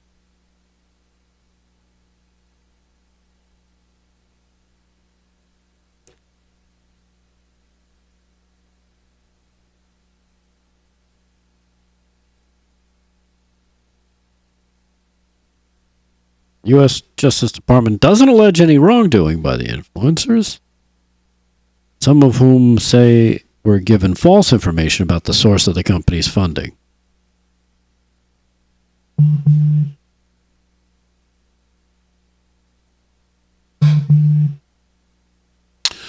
Hey, Fran, Harry says we're live on the RAV. Are we live on the network during the commercial breaks here? All right, Harry on the highway. Whoa! With the good catch, we're still live, I guess, on Real America's Voice here, even though we're supposed to be in break. So we'll just continue on. We're here. Welcome back to the show, everybody. Oh, we're yeah. Well, here I am picking my teeth. Yeah, so I guess we didn't go to What break. teeth? Probably, I don't know. The Charlie Kirk event took some of the breaks out, so who knows? But we're live. So let's just continue. By the way, can I just totally change the subject and talk music for a second? Please. Sure. Thank you. If you have not heard, if you're a country music fan, and not even a country music fan, if you're immediately you say country, he starts freaking out because it's not Prince. Who? No, I didn't say that. Yes, you. Okay, good. If you have not heard, I know some people are going to think I'm crazy. If you have not heard Post Malone's new album, F1 Trillion, I mean, I can't say enough good things about it. And I'd never listened to Post Malone in his whatever he did before this, pop, R&B, circles, hip-hop kind of whatever deal that he did. I mean, it's fine, whatever. A couple songs, catchy songs, whatever. He's a big Dallas Cowboy fan. I like him. This album is so good, it's stupid. Really? How good it is. He's good. He's a good artist. And I'm not talking about I don't want to call them cheesy. They're fine. The duets he's done with Blake Shelton and all that's all the radio-friendly stuff. Oh, so you can make money. I'm talking about good old, real country-sounding country music on this album that he put out. The songs, the musicality, the players. Now we're in commercial. Okay.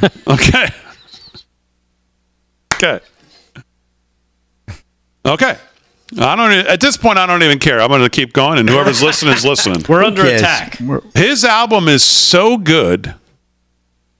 I can't even believe it. I keep listening to it thinking, I think there's 28 songs on it. He put out a... Really? 28? 28. So here's what he did. He did all of these duets with Morgan Wallen, Blake Shelton, Luke Combs. He did all the big artists, did all these duets. And the duets are fine. Some of them, they're cool. But they're very like commercial, radio-friendly, typical today's Packaged, country. Right. Dolly. Oh, don't get Delgado. Lainey Wilson. Lainey Wilson. But then he did... Yeah, Tim McGraw's is the first one on there. Oh, Tim McGraw. Then he did like 14 of his songs by himself. Man, I'll tell you, if you're a country music fan or you're a musician and you can appreciate the way these songs are written, the chord changes, some of the things they do on them, I mean, it's so good. I just can't believe how good it is. So if you, and I only reason I bring this up is because right in front of me now, I just saw, he posted that he's going on tour with Muscadine Bloodline, who I also love. If you're not familiar with them, no, I love them as well. Yeah, and really, they're coming to Jones Beach. I missed that one. September 29th. I mean, Slick is such a hater. If it's not, I'm a pop Prince. snob. Yeah, if it's not Prince, it's nothing. No, it's not such that. a hater. I'm open to all this stuff. I like Post Malone. September 29th, I will not be on the show. No? It's a Sunday. I'll be on the show on the next day on Monday when I'm supposed to be. But on Sunday night, September 29th, I'm going to be in Wantagh, New York. You got seats for that? You're going to get tickets? To go see a collection of country songs by Post Malone. F1 Trillion, baby. Let's go. Post Malone's playing on the 29th? Okay. Is he good live? Well, Aaron knows. It was 2 tours ago. I saw him at UBS, and he was so good. He's electric. Have you listened to the whole F1 Trillion album? On repeat since it came out. Me And too. I don't even like country music like that. Like, I do and I don't. But I have been listening to it non-stop.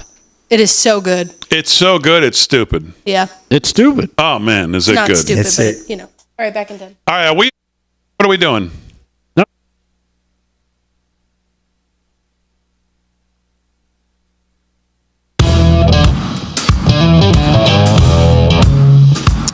All right, 33 past the hour, live, we think, partially live, kind of live, live from Studio 6B on a Wednesday night, Real America's Voice. Glad you're in. Slick's going to do some more sports. Delgado maybe squeeze in some more news, but right now, let's do some news with the host of the Kevin Downey Jr. Show, 10 to 11. Weekdays right here, 103.9 WLI News on Long Island. Kevin Downey Jr., what's going on, my friend? Thank you, sir. We're going to clown slap Tim Walz a little bit here. Turns out, as you know, around the nation, we've seen a bunch of people, they're called Democrats, and they were taking money from COVID funds. Everyone I've seen, I'm sure there's probably a Republican, I just haven't found him yet, but everyone I've seen It's a Democrat taking money from COVID funds. Well, the big one comes from the state of Minnesota. 70 people indicted in a $250 million COVID fund, and it was to feed kids. This was one of those, let's feel good about ourselves, and we got some money here to feed the kids during COVID. Well, $250 million of it disappeared. One big bag of cash showed up outside the door of a juror who was on a case, and she reported to the FBI. Came, they brought over, I think, like $180,000 cash, but the woman turned it in, and all of this is leading to one person apparently, and that guy's name would be Tim Walz. And he's really the only one who hasn't been scooped up yet. So now they're looking into it because this all leads to him. Again, the largest of all the COVID frauds in the U.S. Keep in mind, Tim Walz also being investigated for his ties to China, which brings me to part two. We know Kathy Hochul's Pinko, who just got busted. One of the things she was making mad stacks on was pushing all things COVID during the pandemic. And getting rich doing it. Well, wouldn't you know, Tim Walz has been doing this. He's been doing the same thing. Look at this. This is from the Post Millennial. And it says the Minnesota Governor Tim Walz offered parents a cash reward to encourage their children to get vaccinated against COVID-19, which was available to kids as young as 5 at the time. Now, remember, no healthy child died of COVID. There are a couple who had 4 comorbidities who died with it. So Tim's throwing out $200 to families who bring their kids in. Get the kids between 5 and 11 fully vaccinated, and he throws them money. Then that's not enough. He's got to go for the older kids. So he starts offering colleges. This comes from Breitbart. Walz first touted the incentive of a scholarship in fall of 2021. It went as far as offering students $100,000 scholarships if they got the shot. Now, why would you infect a child with a shot they don't need that's probably going to harden their arteries or do something bad to them? Well, because I have a hunch that China was telling him to do this. Keep in mind, he's being investigated for his ties to China. I believe he speaks Mandarin quite fluently, which will be good when Daddy Xi comes to collect. So he's wrapped up in COVID nonsense, up and down, 2 investigations against him. I'm not sure if this guy's going to make the election. Yeah. Whoa. And he got a subpoena. Did you say this? He got a subpoena today, right? From Congress? From Congress? No, I didn't say. I said he was being investigated, but I didn't know about the subpoena. I believe I read that they subpoenaed something from him from one of the House committees. I hope they have tampons in the men's section of the prison. I know he's big into that. And pull his string. All right, what else, Kev? What else is going on in the news? We got tons of stuff. Greta Thunberg. Yeah, God, I hate her. Galore. Isn't she like 25 now? No, she's 33. she's in her early 20s. Greta Thunberg. Yeah, Greta, she's 33 now. The globalists decided they're going to make her famous when Trump was president. They put her on a boat to come over to sneer at Trump. And she's suddenly a climate change specialist now. Well, I guess the climate's doing well because she's down. She switched. She's hating Jews now. She's getting in on the Jew hating that we see running through the Democrats. Busted, and this is not her first one. Busted by the Danish police in Copenhagen during a pro-Palestine, that means anti-Semitic protest. And so she and 5 other probably very well-off harpies, they were with the Students Against the Occupation. Keep in mind, Israel hasn't been in Palestine since 2005, but Palestine was recently in Israel raping and murdering people. But never mind that. So 20 students showed up, and Greta Thunberg, of course, made sure to get her. There's always a camera around when she gets arrested, too, by the way. Never miss a good opportunity. So Greta Thunberg being held briefly. I'm sure she's out by now, and I'm sure she was only arrested to garner a little attention for this. You may remember she also got in trouble. She posing for a picture with 4 of her friends, and one of them put a blue octopus, like a stuffed animal kind of thing, on their leg. And she didn't know that the blue octopus goes back to the Nazi Germany area, meaning the blue octopus has the Jews had their tentacles and everything. But she didn't know that. They just happened to have a blue octopus sitting around the studio when they're posing for that picture. So Greta Thunberg, she's done as a prairie fairy, and she's now part of the new Hitler Youth.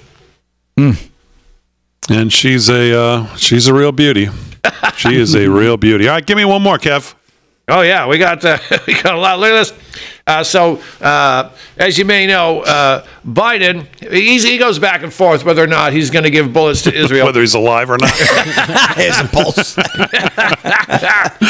No one knows. He's just a cadaver on the beach. Something washed out that looked like Joe Biden.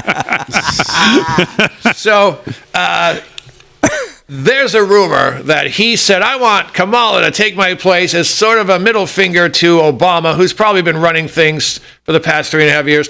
Well, here's a shot out the door.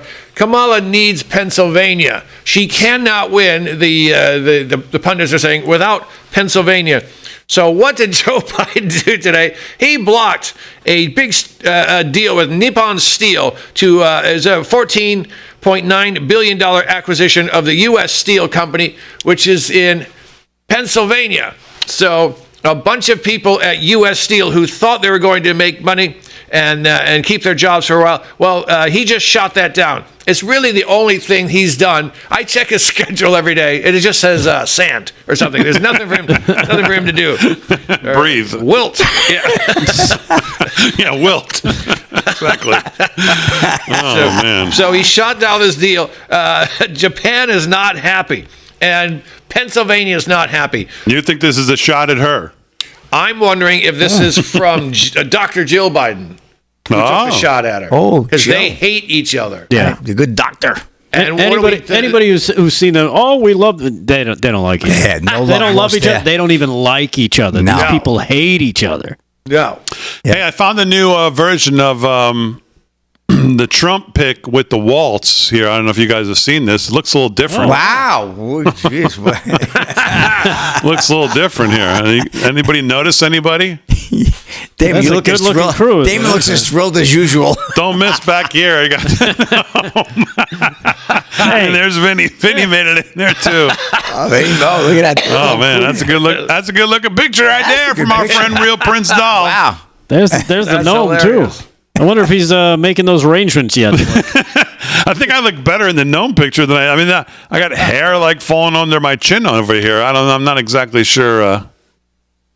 Kev, you look a little surprised that Trump took a picture with us. Yeah, I am a little shocked. I wasn't expecting. That's because Joe Biden stands Kevin looks just like he behind just got him. struck by lightning. What are you talking about? Either that or someone's got their hand somewhere behind you, maybe. Well, I That's see not supposed to be. Delgado there. It might be a little to the left there. All right, is it just me? Or it could be me. I'm next to you. Nah. Yeah. Do I look a little Hitlerish in that picture? Yeah, you actually. I wasn't going to say anything about the mustache. Yeah, because it's a little darker there. There you go. Now it's even darker. Wow. Yeah. So something that's not as funny is that, but we should probably cover. This was put out today, and it's a story that we unfortunately know all too often when these events happen. And that is the FBI put out this response to the high school shooting, and in paragraph 2, they say, in May 2023, the FBI's National Threat Operations Center received several anonymous tips about online threats to commit a school shooting at the unidentified location and time. The online threats contained photographs of guns. Within 24 hours, the FBI determined the online post originated in Georgia, and the FBI's Atlanta field office referred the information to the Jackson County Sheriff's Office for action. They located a possible suspect, a 13-year-old male, and interviewed him and his father. So once again, on the radar, had interviewed him, knew the kid was troubled, and here we are today.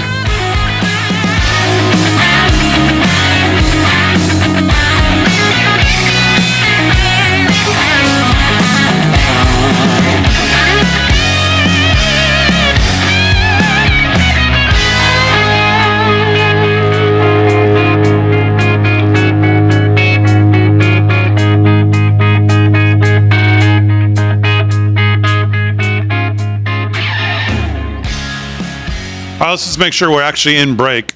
We are. Yeah, I checked again this time. All right, we're actually in break now. Okay.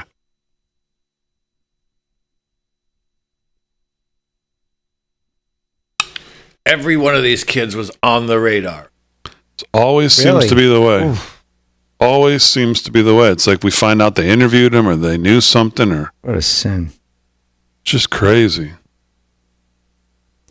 You think about all the parents that have kids like you, Big D. Kids that are in school now. You immediately you're like, oh God, it makes you sick. Even more so when you have a vested interest. My kids go for first day tomorrow. Yeah, it's really shakes everybody. Like I said to my wife, I says every parent in this country is gonna, for a minute, is gonna pause and go, oh my God, my kids go to school too. I mean that's what it's not a minute. It's every day. It scares you.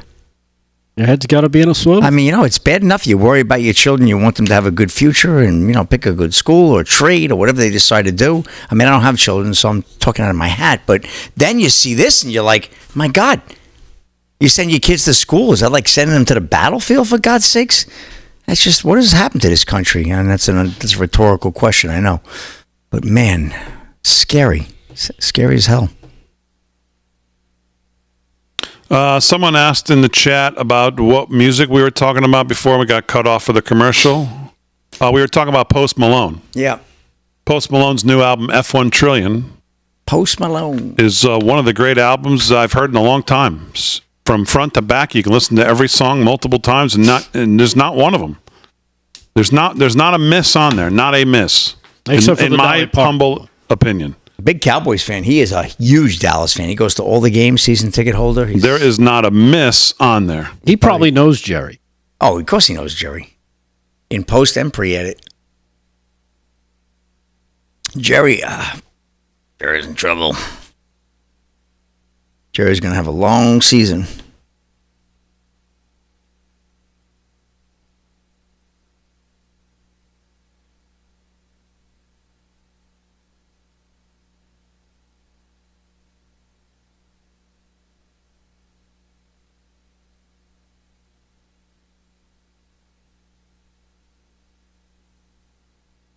I'm going to do that Eagles. All right, let's see. What are we doing here? We'll do some more sports. I'll try to get to all three of you here. Jessica Pagula. Will Damon let Post borrow his cowboy hat? Oh, I would. Yeah. He already has his own, though. He Big looks pretty Cowboy good. fan.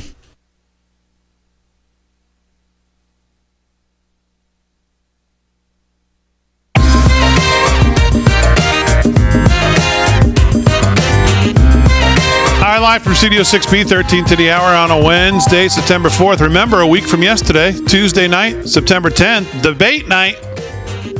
Debate night right here, live from Studio 6B. We're not exactly sure what we're going to do yet, but we know we'll be covering debate night. Debate starts at 9. Probably will go to, I think, 90 minutes till about 10:30 or so. So we'll be covering along with Real America's Voice coverage as well. Of course, that's a week from yesterday. So next Tuesday night, make sure you lock it in for the debate. And great stuff coming up, obviously, all week on Real America's Voice. Obviously, events, Trump this weekend, Saturday, David Zero be on the ground, others. So you'll have great stuff coming up. It's going to be nonstop from now till November. Just absolutely nonstop. So, all right, let's do some sports, some news with the boys. We'll start with sports. Slick, give it to me.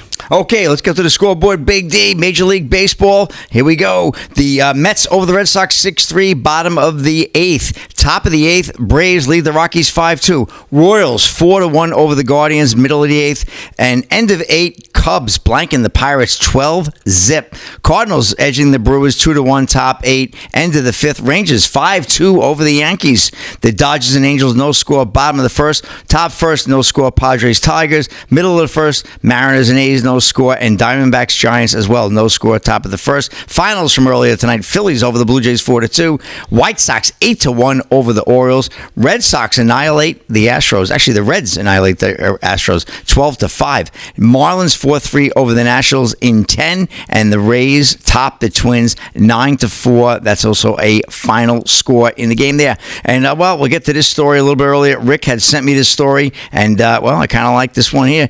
Security ramps up for Eagles-Packers Brazil game after players voice safety concerns. Star cornerback says players have been told to stay in their hotels due to the high crime rate. They could tell them that if there's a 49ers game, too, in San Francisco, right, Big D? Scott Thompson of Fox News. Security has ramped up ahead of the NFL's first ever game in Brazil. We talked about it earlier this week. After the players from the Philadelphia Eagles and Green Bay Packers voiced concerns after safety in Sao Paulo, according to ESPN. The two NFC foes who will battle in Week 1 at Arena Corinthians in Sao Paulo, marking the first NFL game played in South America. While the NFL continues its global reach, players like Eagles star receiver A.J. Brown have noted a lot of don't do's have been passed down to those heading there. We had a meeting with a whole bunch of don't do's, Brown told reporters via ESPN. So I'm just trying to go down there, win a football game, and come back home. His Eagles teammate, top cornerback Darius Slay Jr., echoed Brown's comments on his Big Play Slay podcast, adding that players are being told to stay put and not walk the streets. Week 1, I'm looking forward to it. I can't wait, but man, I don't want to go to Brazil. You want to know why? I'm here to tell you why, Slay explained. They already told us not to leave the hotel. They told us we can't do too much going on because the crime rate is too crazy. Slay even questioned why the NFL would want a game in Brazil in the first place, considering the safety concerns. I'm like, NFL, why you all want to come somewhere where the crime rate is this high and we put and we out the country, you know? I'm quoting this, of course. The first thing people are thinking is like some terror could possibly happen. He said, I told my family, do not come down there because I'm not going to be nowhere to be found. I'm going to be in the hotel chilling, minding my business, playing my game. After a long 9.5-hour flight, Slay later apologized for his comments, saying he was sorry if he offended anyone via social media, but Slay's concerns are legitimate because he isn't the only one voicing them, and the Sao Paulo state government has reacted accordingly. To guarantee the safety of the players, the military police will reinforce the number of personnel upon arrival of the delegations at the Guarulhos airport and escort the teams to their hotels, training sites, and the stadium, it said in a statement via ESPN. This isn't the first time in the NFL that has had games in locations where safety concerns were brought up, including a stop in Mexico where games have been played since 2005. So little unrest there, Big D, in old Brazil. That'll be Friday night, that game. We'll be on Friday night, so we'll certainly be here for the kickoff of that. But man, scary stuff. And well, another real quick story, Big D, in the tennis world. We got the U.S. Open going on, the women's tennis. Jessica Pegula outs number 1 Iga Swiatek to reach Open semis. ESPN News out of New York, Jessica Pegula pulled off a major upset of Iga Swiatek just about an hour ago at the U.S. Open, beating the number 1 ranked woman 6-2, 6-4, making easy, quick work at her on Wednesday night to win Grand Slam quarterfinal for the first time on her 7th try. So the Americans really dominating the U.S. Open. In fact, tomorrow you have Francis Tiafoe is playing that fella Taylor for the first time that the two men have been in the semis since way back in the Andre Agassi days back in 2004, 2005. So really exciting to see that. And Jessica Pegula, well, the Buffalo Bills Mafia will be excited about that because her parents own the Buffalo Bills. And that's a wrap in sports, Big D. Back to you. All right, Slick, very good. Delgado's got the news. What else is going on? All right. Being that we only have a quick minute here, I don't know if you saw this, but police have arrested the daughter of Fannie Willis. Remember Fannie? Oh, yeah. Only Fannies. Only Fannies, Only yeah. Fannies. Shirt still for sale. Yeah, come on. Her daughter was arrested, and believe it or not, there's video of the traffic stop where Mother Fannie and the boyfriend that she didn't have show up at the traffic stop. This is cut number 1. Check this out. Try to fan the flames. Okay. Nice to meet you. So, Nice to meet you. What? So, apparently, Nice to meet you. apparently her license is suspended for something. Doesn't tell us what for She said or news why to or me. where. Or that's something she's going to have to Your call kid's DMV. license is suspended and you don't know it? Probably what happened, she had a speed ticket or some kind of traffic infraction. Everyone in court didn't take care of it. Okay. That's the best guess. So she's gone over to Fayette County Jail, which is right in the Fayetteville Square. It's 145 Johnson Avenue. Normally, I would say a couple hours is the process. It just depends on how busy they are and like that, okay? The driving on the suspended is basically a traffic citation. She's got to have her fingerprints done and picture taken, then she can make her bond. Yeah, there you have it. Fannie Willis shows up with ex-lover, who I guess maybe is not an ex-lover. Nathan Wade, as they turn up together, as you saw featured in that police body cam during her pregnant daughter Kenaya's arrest in Georgia. So there you have it. On a suspended license, she's going to be put through the system. She's going to have to pay bail.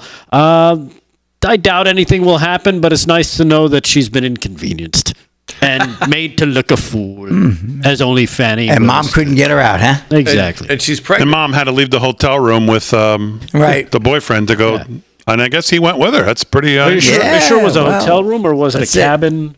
Well, whatever. He's always renting cabins. They waited down there. So. All right, Delgado, thanks. Kev, any other news you want to hit before we wrap it up for a Wednesday? Sure, let's do this really quickly. These are changing fast.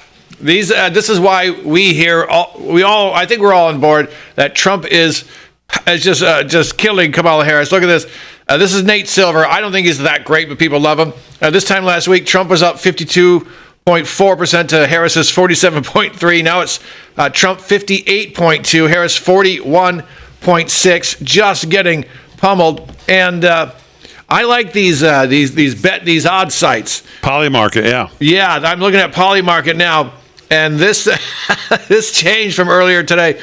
Trump is up 53 to 46. It was 52 to 47, but now there's a nice jump there. He's up 7 points on Polymarket. They're really the only ones who called the 2020.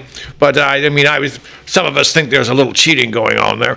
But I'm telling you, Big D, this is huge. He's starting to bury her.